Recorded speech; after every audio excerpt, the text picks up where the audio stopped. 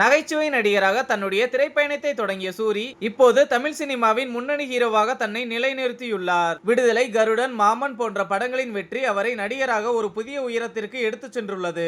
மேலும் PS வினோத்ராஜ் இயக்கிய கொட்டுக்காளி திரைப்படம் சர்வதேச அளவில் பல விருதுகளை வென்று சூரியின் கேரியரில் ஒரு முக்கிய மைல்கல்லாக அமைந்தது.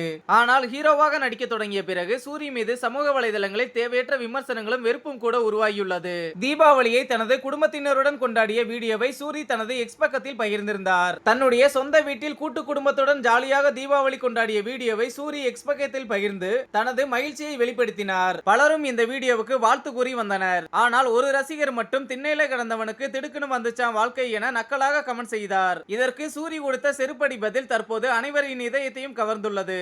அதில் அவர் கூறியது, திண்ணையில் இல்லை நண்பா, பல நாட்களும் இரவுகளும் ரோட்டில் இருந்தவன் நான். அந்த பாதைகள் தான் எனக்கு வாழ்க்கையின் உண்மையையும் மதிப்பையும் கற்றுத்தந்தது. நீயும் உன் வளர்ச்சியில் நம்பிக்கை வைத்து முன்னேறினால் வெற்றி நிச்சயம் உன்னை தேடி வரும் என கூறினார். சூரியின் இந்த பதில் சமூக வலைதளங்களில் பெருமளவில் பகிரப்பட்டு வருகிறது. ரசிகர்கள் சூரியின் முதிர்ச்சியான மனநிலைக்கு பாராட்டுகளை தெரிவித்து வருகின்றனர்.